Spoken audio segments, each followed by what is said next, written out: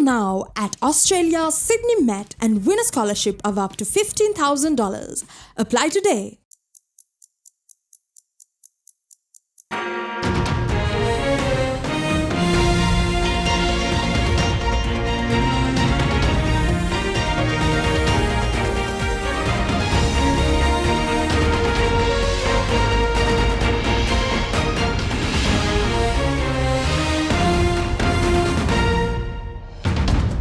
Tonight on First at 9.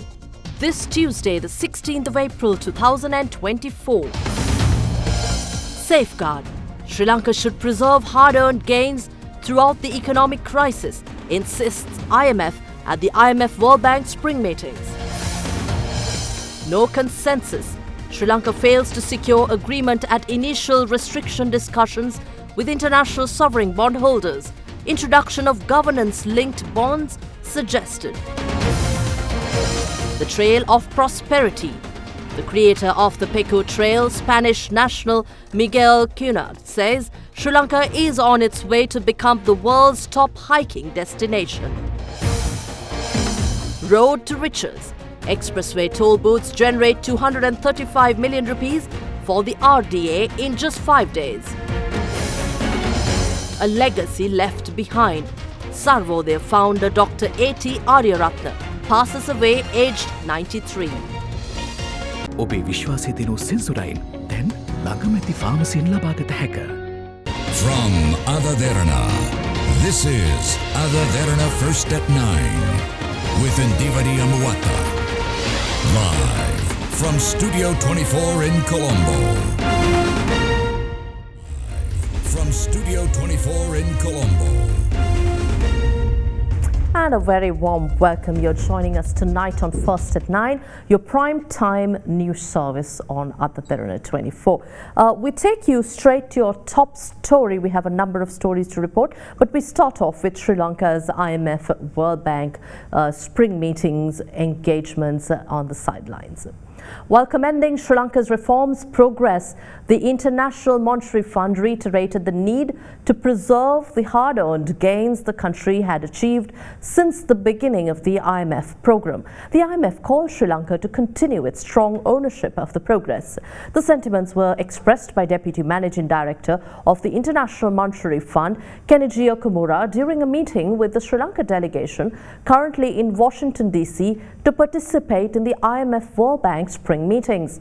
In response, the Sri Lankan delegation assured commitment to ensuring continuity and consistency of macroeconomic policies and reforms undertaken by the IMF as part of the program. In another discussion with the IMF Executive Director for Sri Lanka, Professor Krishnamurthy Subramaniam, the Sri Lankan delegation discussed the next steps towards finalizing the second review of the IMF program following staff-level agreement. A Sri Lankan delegation headed by State Minister of Finance Shehan Semasinghe is currently in Washington, D.C. to participate in the spring meetings organized by the World Bank Group and the International Monetary Fund. On the sidelines of the spring meetings, the Sri Lankan delegation held a meeting with the Deputy Managing Director of the IMF, Kenichi Okamura. During the discussion, Okamura, who commended the Sri Lankan authorities on strong program implementation and reform progress, emphasized the need to preserve the hard-earned gains Sri Lanka has made since the beginning of the IMF program and continue strong ownership. The Sri Lankan delegation, which included Central Bank Governor Dr. Nandalal Veerasinghe and Treasury Secretary Mahinda Siriwardana, also affirmed the commitment of the Sri Lankan authorities to ensuring the continuity and consistency of macroeconomic policies and reforms undertaken as a part of the program. Meanwhile, the Sri Lankan delegation also met with IMF Executive Director for Sri Lanka, Professor Krishnamurthy Subramaniam, and discussed the progress of debt restructuring as well as the next step towards the finalization of the second review of the IMF program following the staff-level agreement. In the meantime, discussions between the Sri Lankan delegation and the Executive Director of the World Bank for Sri Lanka, Parameswaran Iyer, focused on the updates on the various internal restructurings within the World Bank and how those changes could benefit countries like Sri Lanka. Meanwhile, the Sri Lankan delegation in the US held talks with the Business Council for International Understanding on the development of the Sri Lankan economy and its investment prospects. State Minister of Finance Shehan Semasinghe stated that the discussion centered around the potential that Sri Lanka offers for international investors and explored various sectors, including education, tourism, renewable energy, agriculture and technology, where strategic investments can drive sustainable economic growth and development. The State Minister added that the recent macroeconomic landscape of Sri Lanka and recent reforms that have transformed into results were also reviewed during the meeting. New Dulux Pentolite Hygiene Plus. Refreshing walls for generations. The Sri Lankan government announced the conclusion of initial restricted discussions with members of the ad hoc group of bondholders. However, in a statement, the Ministry of Finance today said that it failed to agree on restructuring terms during the meetings held with the steering committee of the ad hoc group of bondholders in London. The steering committee has suggested the possible introduction of a governance-linked bond, which Sri Lanka has agreed to consider, subject to being provided with more details of the proposal. Despite the results, the ministry said Sri Lanka will continue to engage as soon as feasible, with a view to reaching common ground in the next few weeks ahead of the second review of the IMF-supported program. In a statement, the Ministry of Finance, Economic Stabilisation and National Policies noted that Sri Lankan government held discussions with 9 members of the steering committee of the ad hoc group of bondholders regarding its international sovereign bonds over the past 3 weeks, known as the restricted period. The steering committee as a whole comprises 10 of the largest members of the group, with the group controlling approximately 50% of the aggregate outstanding amount of international sovereign bonds. Sri Lanka was joined by its legal and financial advisors Clifford Chance and Lazard, while White & Case and Rothschild & Co. participated as legal and financial advisors of the restricted members of the steering committee. The ministry stated that despite constructive discussions, the parties did not agree on restructuring terms. During the restricted period, Sri Lanka, the steering committee and its advisors met during a 2-day working session in London on the 27th and 28th of March this year to discuss the group's latest debt treatment proposal sent to Sri Lanka's advisors on the 11th of March 2024, which is known as the group's March proposal.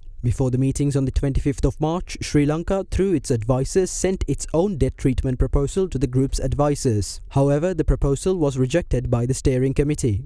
During the meeting, the ministry stated that the primary basis for the discussions would be the group's March proposal, which outlined a macro-linked bond, which is a debt security with repayments linked to the issuing country's GDP. The Ministry of Finance stated that discussions revolved around 4 key features of the macro-linked bond, of which the first was that the baseline parameters of the instruments proposed by the group were calibrated by reference to the group's alternative baseline, not Sri Lanka's IMF-supported program's baseline. The second was a structure requested by Sri Lanka providing greater protection to the island nation if it falls short of the IMF-supported program's GDP projections. The third area was a trigger test based on interest rates for making upward or downward adjustments in the macro-linked bonds. The fourth and final area of discussion was Sri Lanka's request to the group to consider a lower bondholder allocation if the country outperforms the IMF-supported program's GDP projection.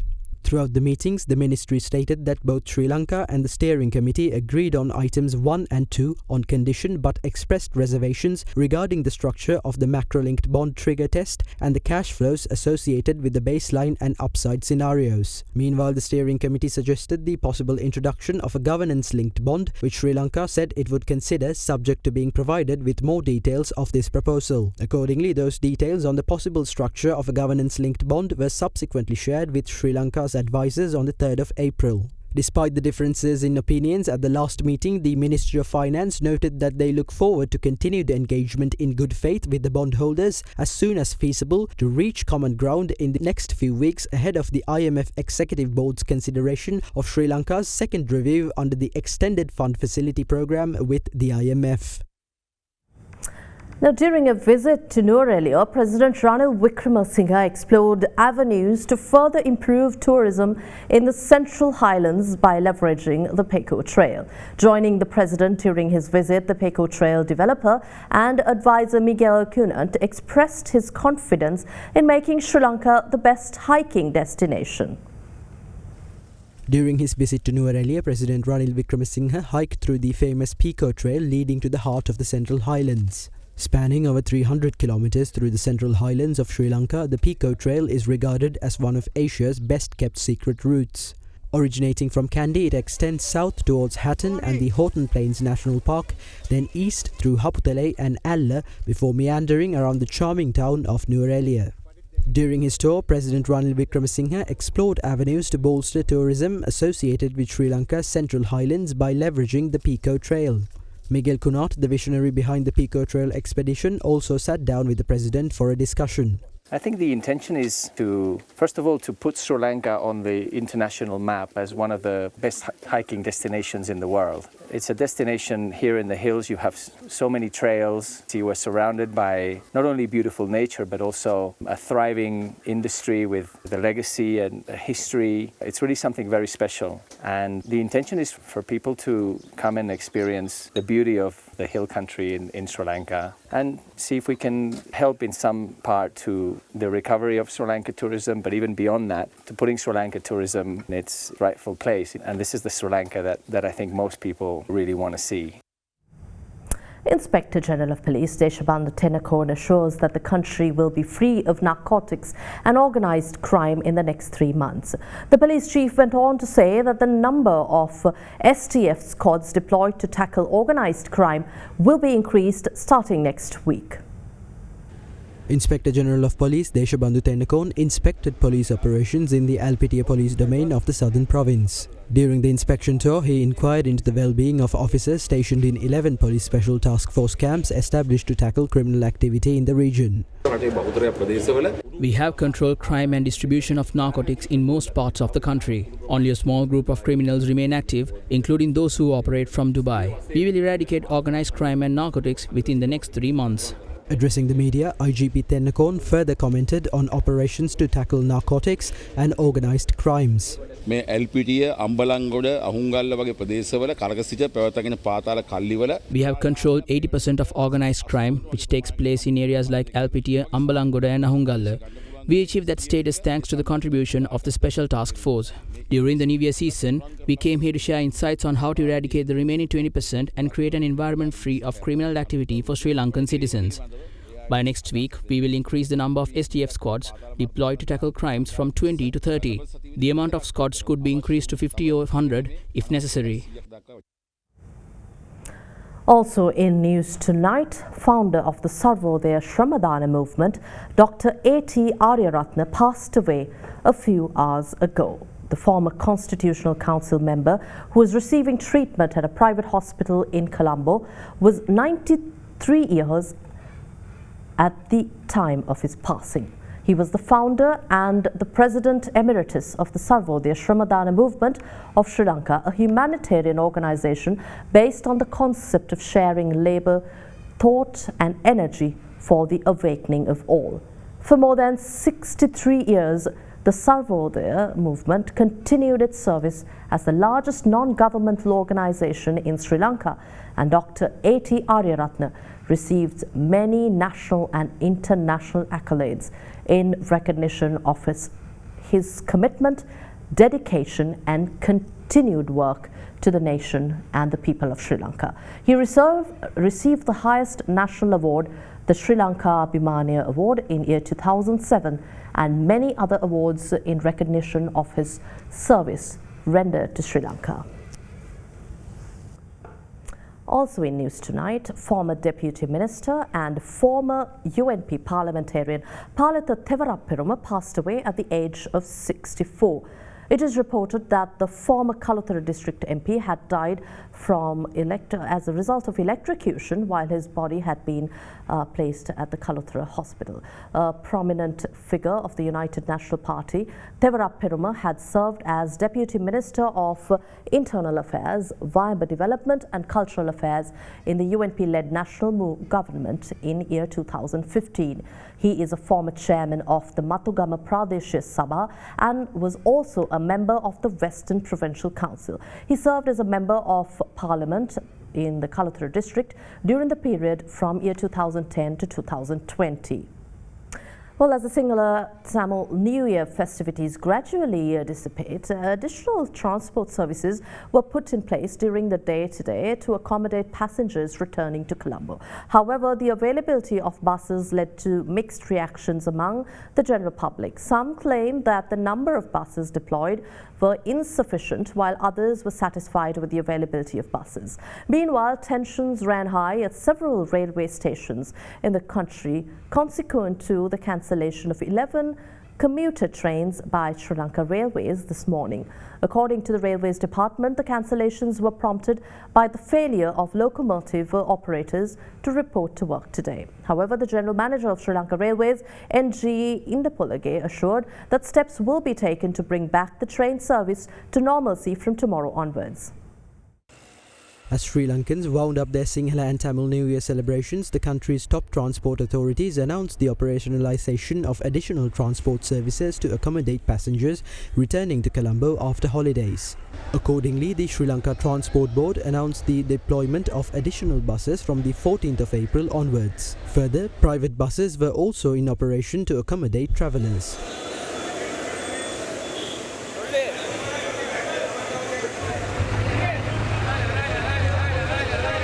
However, at the Makumura Multimodal Centre in Kottawa, passengers were seen queued up in several long lines awaiting buses. Some of those passengers claimed that the number of buses deployed was insufficient. Heavy passenger traffic was also observed at several main bus stations situated in other suburban areas.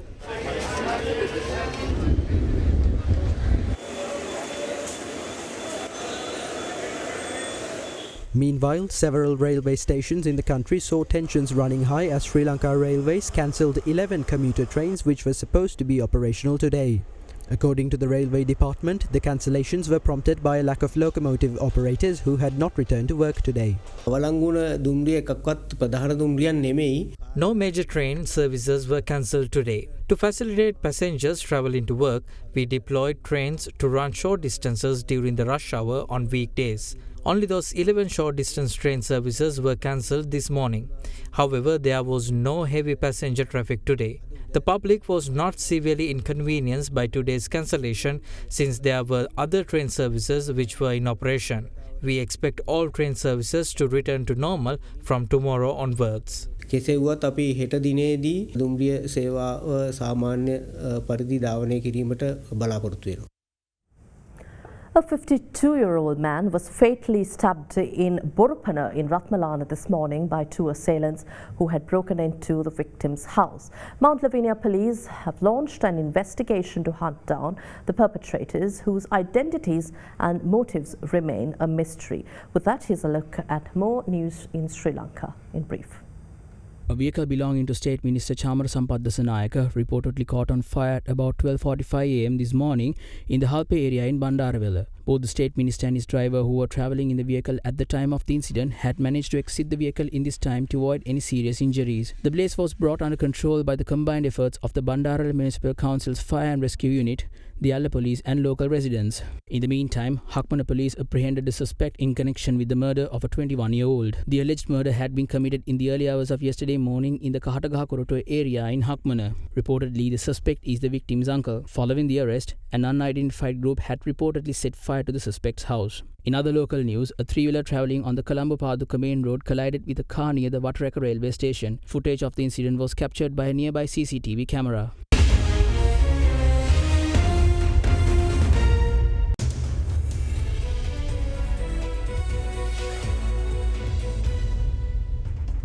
Taking you to business news now.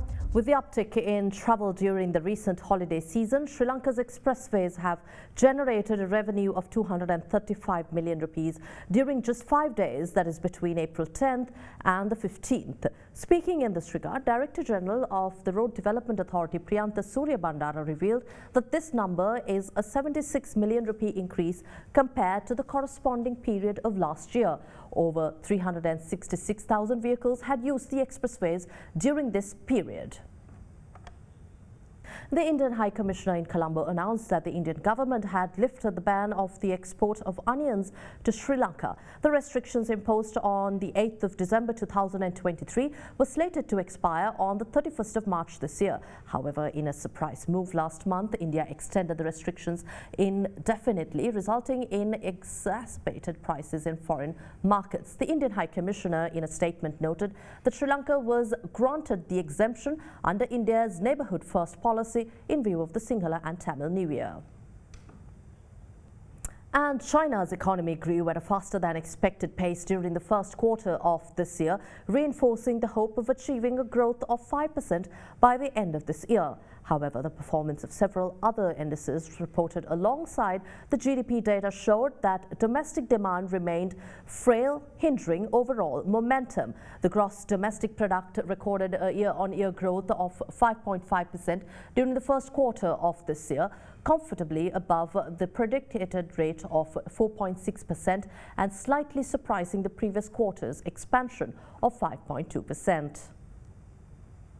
And at the Colombo Stock Exchange, shares experienced its highest daily loss for the year as the banking sector was negatively affected by the government's failure to reach an agreement with the international bondholders. Trading began on a positive note with the expectation of a positive outcome in the government's discussions with the international bondholders today.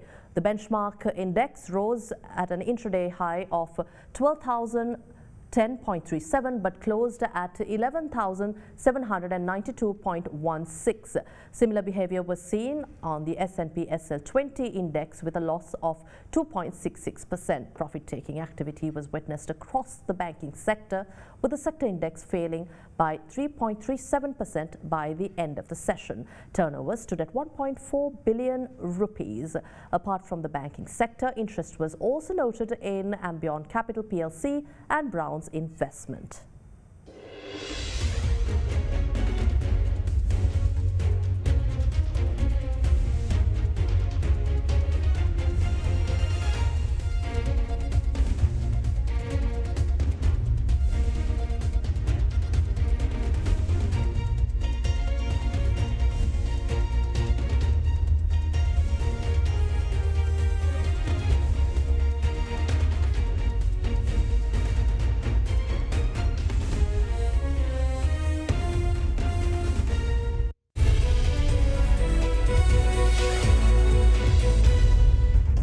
Welcome back. In your corporate news segment, Commercial Bank announced the appointment of a new chairman and deputy chairman today. With that, here's a look at other corporate affairs in brief.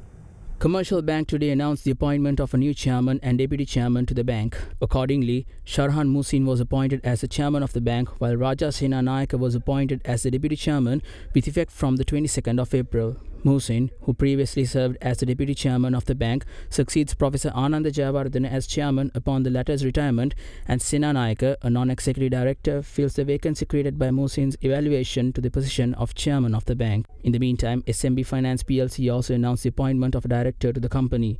The board of directors of the company appointed Vijay Kon Mudayansilage Dayasinghe as a non-independent non-executive director of the company with effect from the 9th of April. The company stated that the newly appointed director does not hold any relevant interest in shares issued by the company. In other corporate news, Jet Holdings PLC announced the dealings made by a director of the company. In its corporate disclosure, the company stated that Alien Winston Gunawardena, who serves as the managing director of the company, purchased a total of 150,000 shares at 16 rupees and 80 cents. The relevant transaction was notified by the director board on the 8th of April. And with that, we wrap up tonight's edition of First at 9. I'm Indivari Amuatha. We'll see you again tomorrow at the same time. Have a pleasant evening. Good night.